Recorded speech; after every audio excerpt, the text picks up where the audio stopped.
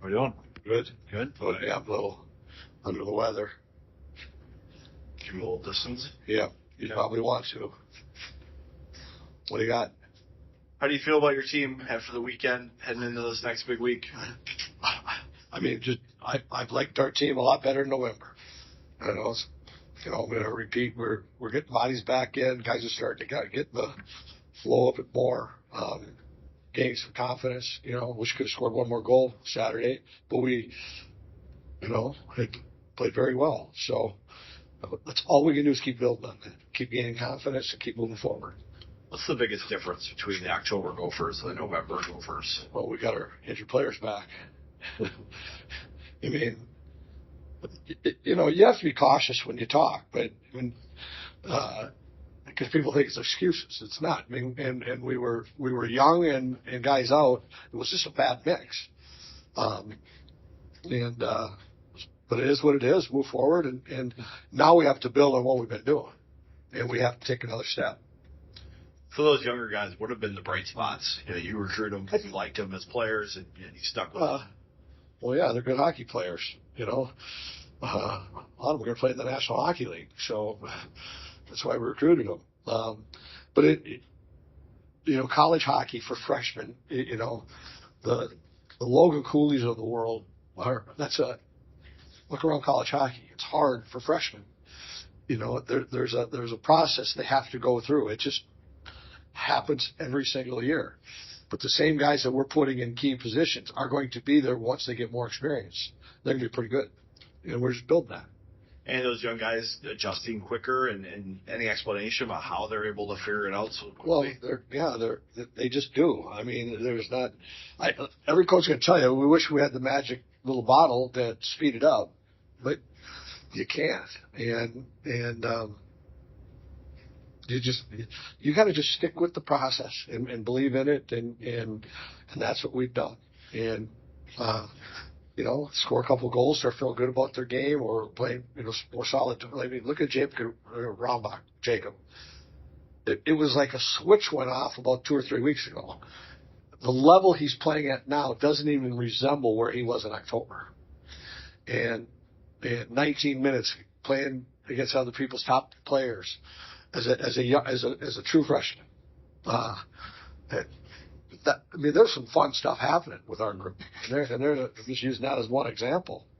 What does Jacob do so well? He's got that tremendous reach and size. Smart. He's honest. He's going to be that defensive defenseman. Now we even watch him carrying the puck, lugging it up, and feeling free to play the game the way it's meant to be played. And it was like almost a switch went on with him, and you're young until you're not young anymore, and then you start playing hockey. Penalty kill, you talked about this weekend letting you down at times. Other times they've been lights out. Yeah. What's going to be the difference there to get some consistency? Well, that's the $1 million question, and we're really tackling it from staff. From a staff standpoint of how we can throw pitch a shutout for a weekend, and then give them 4 in a weekend, and maybe that's just, personnel, few tweaks. So it kind of throws you a curveball when all of a sudden it is really, it looks like it's there, and then it's not there. And all we can do is we just keep chipping away at it. You just kind of keep pushing the next 3 games, and that's all we're doing right now. So we have 3 games to break, and our guys, for their work ethic and their commitment to the team from day one to now has not even wavered.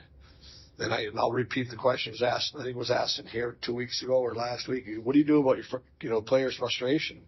There has been none. It's your frustration. It's our guys don't have any. They truly believe we're crossing a bridge, and away we go. Your goalies both have had some good moments. How do you evaluate them as you go into this week?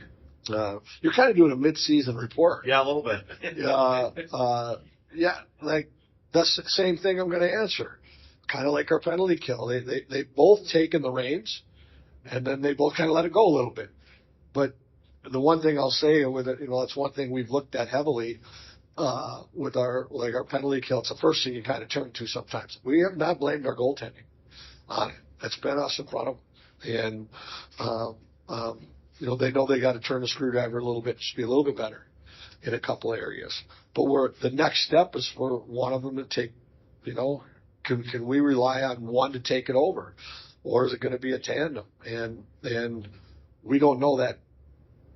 We don't have that answer yet, but we know that it's there. Luca's a new item for the staff, but with Nathan, you had that discussion with him at the end of last year. What do you need to improve coming into this year? Have you seen that pretty consistently? The things that you both kind of. We've seen it. There's one more step for both these guys. They're both in kind of similar situations. I think Nathan's had more of a chance a year ago and this year because of more playing time to take over a number one spot. But that's the next step for both of them. And maybe they both can do it. That's what we're going to have to answer. Denver, Minnesota, two pretty big programs. What are you looking for this week out of them? Well, they're very disciplined in how they play. They stick to a script. They're getting 15 goals from their defensemen. So our wings are going to have a challenge. And it comes down to special teams and for us getting back on the horse, how we've been playing the last 3 weeks, and getting back on the horse and playing our game. Right. Any favorite things for Thanksgiving this year? Get to travel. I think we're ready to get on the road.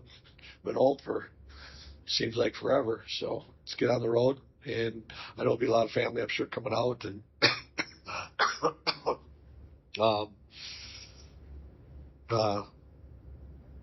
I don't know. When you're a hockey coach, we cover all the holidays. You don't get a lot of holidays. You get them from afar. I've spent a few old country buffets and on Thanksgiving Day, so we gotta get ready to play Denver. Okay. How do you handle the long road stands that you got coming? The what? The long road stands that you got coming? Oh, it's pretty easy. I mean, just back-to-back road trips aren't. When you fly, people, it's an hour and 33-minute flight to Denver.